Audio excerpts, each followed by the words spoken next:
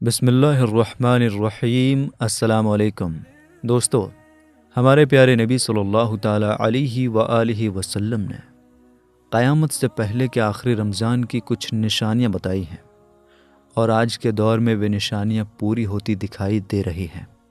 کیا آنے والا رمضان آخری رمضان ہوگا؟ کیا یہ رمضان قیامت سے پہلے کا آخری رمضان ہوگا؟ میرے دوستو، اللہ تعالیٰ نے سورہ رحمان میں فرمایا ہے، اور جو کچھ اس زمین پر ہے اس کو فنا ہونا ہے، اور باقی رہنے والی ذات تیرے رب کی ذات ہے جو صاحب جلال ہے اور احسان کرنے والا ہے۔ میرے دوستو، یہ دنیا ختم ہونے والی ہے اور قیامت ضرور آئے گی، یہ ایک سچائی ہے، لیکن اس دنیا سے محبت کرنے والا انسان اسے ماننا نہیں چاہتا۔ اللہ تعالیٰ نے جیسے اس کائنات یونیورس کو بنایا ہے، ویسے ہی ایک دن یہ ختم بھی ہوگی۔ ہر چیز اپنے انجام کو پہنچے گی، اور ہر انسان کو قیامت کے دن اپنے اچھے برے اعمال کاموں کا بدلہ ملے گا، جس طرح کہ اللہ تعالیٰ قرآن پاک کی سورہ مومنین میں ارشاد فرماتا ہے، اور بے شک قیامت ضرور قائم ہونے والی ہے، اس میں کوئی شک نہیں، لیکن اکثر لوگ اسے نہیں مانتے۔ دوستو، ہمارے پیارے نبی صلی اللہ تعالیٰ علیہ وآلہ وسلم نے قیامت کی بہت ساری نشانیوں کے بارے میں بتایا ہے۔ آج کی اس ویڈیو میں ہم ایک ایسی نشانی کے بارے میں بات کریں گے جو ہر مسلمان کو جاننی چاہیے۔ اس نشانی کا تعلق آج کے دور میں آنے والی الگ الگ آفتوں اور مصیبتوں سے بھی ہے۔ آج کی اس ویڈیو میں ہم بات کریں گے قیامت سے پہلے آنے والے آخری رمضان کے بارے میں۔ یہ آخری رمضان کیسا ہوگا؟ اس رمضان میں کون کون سے عجیب واقعے ہوں گے؟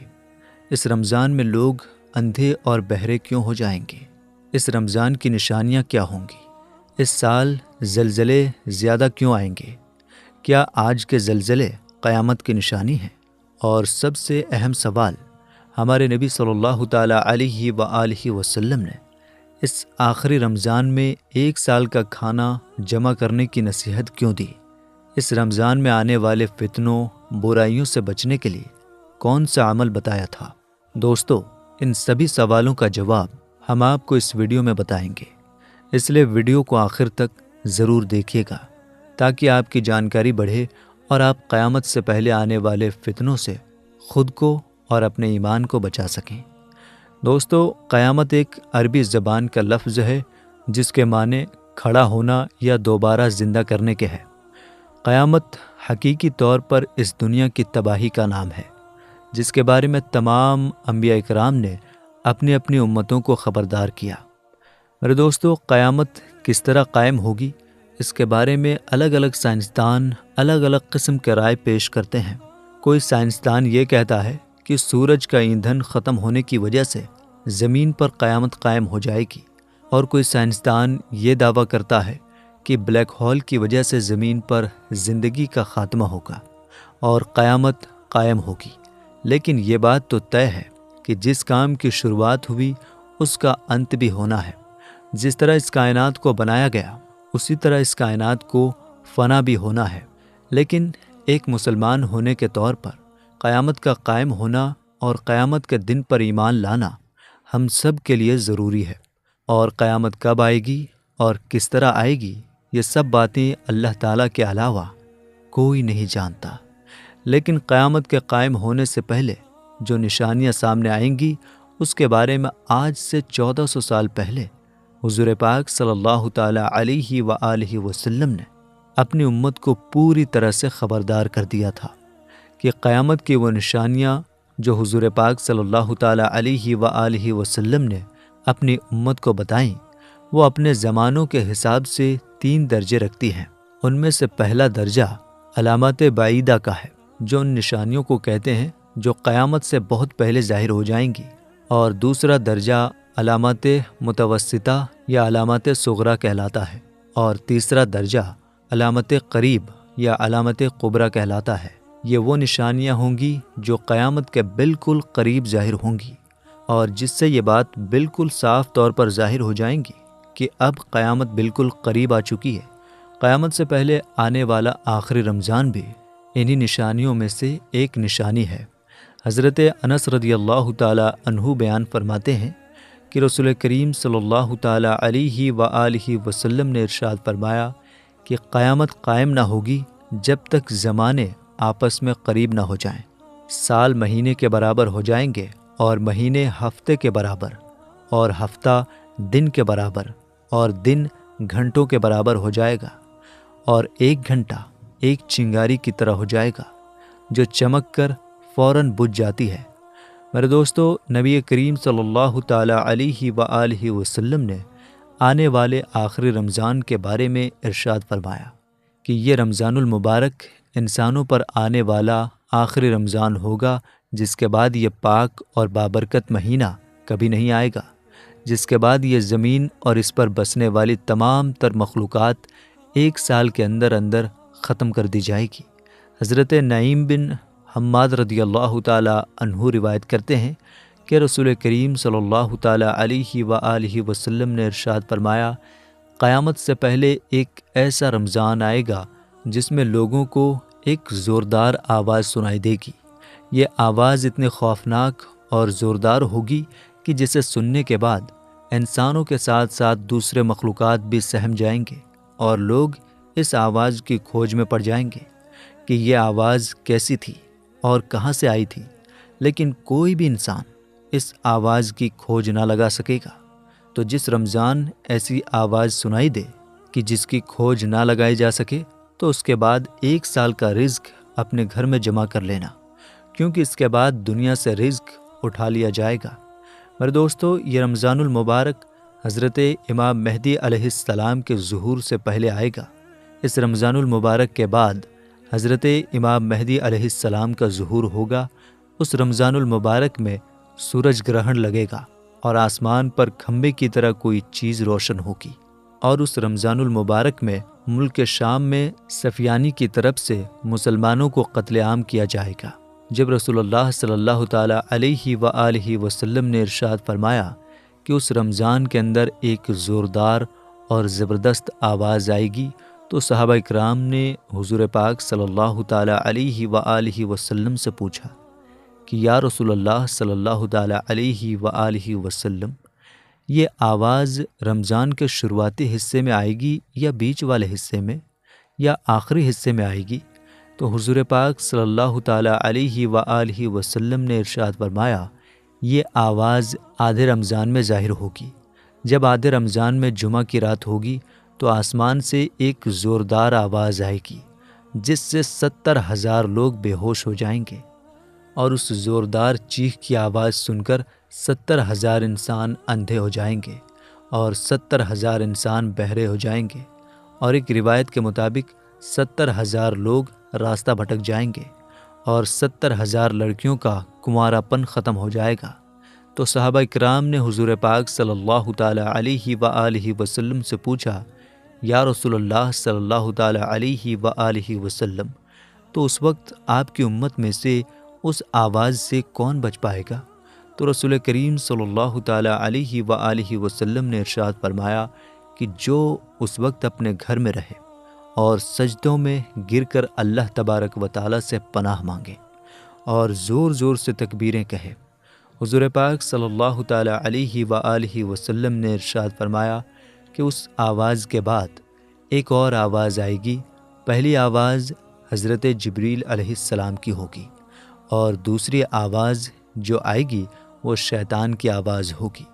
حضرت عبداللہ بن مسعود رضی اللہ تعالیٰ عنہ سے روایت ہے کہ رسول کریم صلی اللہ تعالیٰ علیہ وآلہ وسلم نے ارشاد فرمایا کہ رمضان المبارک میں چیخ سنائی دے گی، اور شوال المکرم میں شور شرابہ ہوگا، اور ذی القعدہ کے مہینے میں خاندان خاندان کے آپس میں جھگڑے ہوں گے، اور ذی الحجہ کو خون خرابہ ہوگا، اور محرم الحرام کا مہینہ تو کیا ہی مہینہ ہوگا۔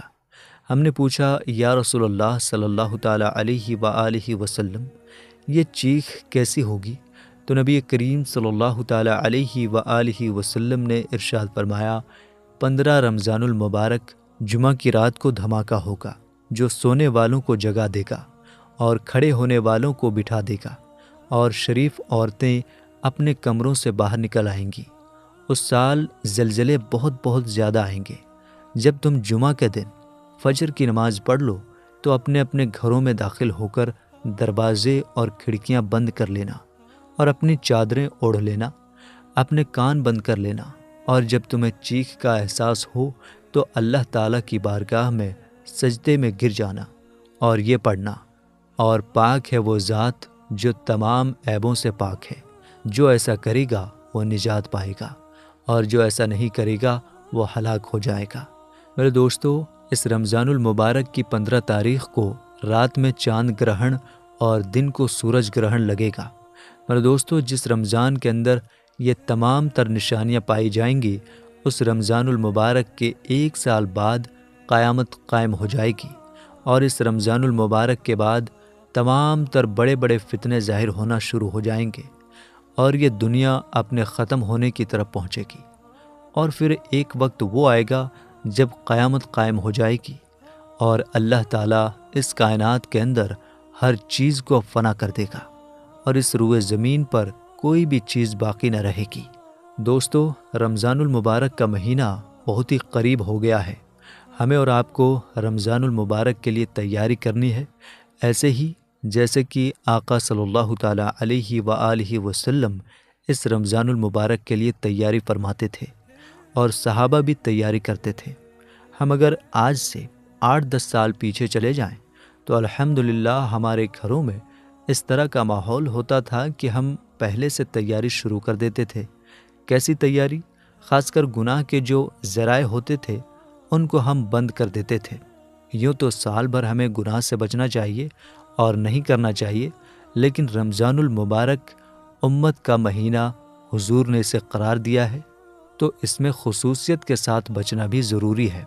اور پہلے ہم ان چیزوں کو کرتے تھے کہ ٹی وی وغیرہ گھروں میں ہے، پردے ڈال دیتے تھے، چادریں ڈال دیتے تھے، یعنی مہینہ بھر گھر میں اگر کوئی آواز آئے گی تو وہ تلاوت قرآن کی ہوگی، رب کے ذکر کی ہوگی، باتیں اگر ہوں گی تو روزہ اور افطار کی باتیں ہوں گی، سحری، اللہ کے حمد، رسول کی نعت، یہ ساری چیزیں ہوں گی۔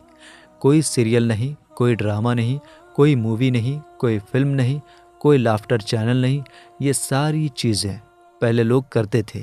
آج بھی ہم اسی طرح تیاری کریں، اس عہد کے ساتھ ہم کریں کہ اس 1 مہینے میں ہم مسلسل گناہوں سے بچیں گے، اور یہ عہد بھی رہے کہ انشاءاللہ اس کی برکتیں ملیں گی، اور سال بھر ہم گناہوں سے بچنے کی کوشش کریں گے۔ نیکیاں کر لیتے ہیں لوگ لیکن گناہوں سے بچ نہیں پاتے ہیں۔ یاد رکھ لیجئے کہ تقوی اور پرہیزگار جسے کہا گیا ہے، نیکی کرنے کا نام صرف تقوی نہیں ہے، نیکی کرنا اور گناہوں سے بچنا، تب انسان متقی کہلاتا ہے۔ ایک انسان نماز پڑھتا ہو، نماز پڑھ کر وہ زناکاری کر رہا ہو، نیکی تو کیا لیکن بدکاری بھی کر لیا، نمازی ہے، حاجی ہے، چوری کر رہے ہیں، بے ایمانی کر رہے ہیں، کیا مطلب؟ لوگوں کو دھوکہ دے رہے ہیں، کیا مطلب؟ ماں باپ کو ستا رہے ہیں، نیکی تو کر رہے ہیں لیکن ساتھ میں گناہ کر رہے ہیں۔ لیکن اس نیکی کے ساتھ اگر ہم برائی سے بھی بچ جائیں تو پھر اسے تقوی اور پرہیزگار کہا جاتا ہے۔ تو اس رمضان المبارک کے آنے سے پہلے ہم تیاری کریں کہ ہم رمضان المبارک کو کس طرح گزاریں گے۔ آقا صلی اللہ تعالیٰ علیہ وآلہ وسلم پہلے سے تیاری فرماتے تھے، بلکہ بزرگان دین کے حوالے سے کتابوں میں اس بات کا ذکر ملتا ہے کہ رمضان المبارک کی آمد سے تقریباً 6 مہینے پہلے وہ رمضان المبارک کی آمد کا انتظار کرتے تھے، استقبال کرتے تھے اور اس کی تیاری کرتے تھے، اور جب رمضان المبارک گزر جاتا تھا تو صدمے میں وہ 6 مہینہ گزار دیتے تھے کہ اتنا مبارک مہینہ ہم سے رخصت ہو گیا۔ اس طرح وہ ہر سال رمضان المبارک کا استقبال کرتے تھے۔ تو رمضان المبارک قریب آ رہا ہے، ایک کام صرف عہد کر لیں کہ ہر گناہ سے ہم بچیں گے اور کوئی بھی نیکی کا لمحہ ہم ضائع نہیں ہونے دیں گے، اور اس نیت کے ساتھ کہ انشاءاللہ اس بہار کو ہم پورے سال اسی طرح استعمال کرنے کی کوشش کریں گے، تو پھر انشاءاللہ دل میں بھی انقلاب آئے گا، گھر میں بھی انقلاب آئے گا، روح میں بھی انقلاب آئے گا، زندگی چینج ہو جائے گی، اور اللہ تعالیٰ تقوی اور پرہیزگاری عطا فرمائے گا۔ دوستو، جو شخص رمضان المبارک کی آمد کی خوشخبری سب سے پہلے دے، اس شخص پر جنت واجب ہے۔ کیا یہ حدیث مبارک ہے؟ کیا رسول اللہ صلی اللہ تعالیٰ علیہ وآلہ وسلم نے اس طرح فرمایا ہے؟ اس کی کیا حقیقت ہے؟ کیونکہ اس طرح کے میسیجز نوجوان طبقے میں بھیجے جا رہے ہیں اور سوالات پوچھے جا رہے ہیں، تو اسی کے بارے میں ہم آپ کو بتانے جا رہے ہیں۔ یاد رکھ لیجئے کہ ایسی کوئی حدیث نہیں ہے کہ جس میں اس بات کا ذکر ہو کہ یہ مہینہ آئے یا وہ مہینہ آئے تو یہ کرو تو تمہارے لیے جنت کی خوشخبری ہے، اور جو لوگ اس طرح کی حرکت کرتے ہیں انہیں نہیں معلوم کہ وہ کتنی بڑی غلطی کر رہے ہیں۔ علامہ عینی رحمۃ اللہ علیہ نے اس کو اکبر الکبائر یعنی کبیرہ گناہوں میں سے بہت بڑا گناہ قرار دیا ہے، اس لیے کہ بخاری میں، مسلم شریف میں احادیث موجود ہیں۔ رسول اللہ صلی اللہ تعالیٰ علیہ وآلہ وسلم کا نام لے کر یہ جھوٹی بات فارورڈ کی جاتی ہے، تو سن لیجئے، بخاری شریف میں بھی یہ حدیث ہے، مسلم شریف میں بھی یہ حدیث ہے۔ اللہ کے رسول صلی اللہ تعالیٰ علیہ وآلہ وسلم ارشاد فرماتے ہیں، جس کا ترجمہ ہے کہ جو مجھ پر جان بوجھ کر جھوٹ باندھے تو وہ اپنا ٹھکانہ جہنم میں بنا لے۔ اور بخاری میں ایک اور حدیث دوسرے الفاظ میں ہے، اللہ کے رسول صلی اللہ تعالیٰ علیہ وآلہ وسلم فرماتے ہیں، جس کا ترجمہ ہے، جو ایسی بات کہے جو میں نے نہیں کہی ہے اور میرا نام لے کر بیان کیا جائے تو اللہ کے رسول فرماتے ہیں کہ وہ اپنا ٹھکانہ جہنم میں بنا لے۔ اور مسلم شریف میں ایک روایت موجود ہے جو ہم اور آپ کے لیے بڑی عبرت کی یہ روایت ہے۔ ہم اور آپ میسیجز لیتے ہیں، دیکھتے ہیں، نہ کوئی تحقیق، نہ کچھ کیا، نہ جانکاری لی، بس فارورڈ کرنا شروع کر دیا۔ اللہ کے رسول فرماتے ہیں، جس کا ترجمہ ہے، آدمی کے جھوٹے ہونے کے لیے اتنا ہی کافی ہے کہ وہ ہر سنی سنائی بات کو بیان کر دے، آگے بھیج دے۔ اب یہ جھوٹی بات رسول اللہ کا نام لے کر، اللہ کی قسم دلا کر، کعبے کی قسم دلا کر، اور نہ جانے کیا کیا اس کے ساتھ لپیٹ کر اس جھوٹی بات کو آگے فارورڈ کیا جاتا ہے، اور لوگ یہ سمجھتے ہیں کہ بس بھیج دو جنت مل جائے گی۔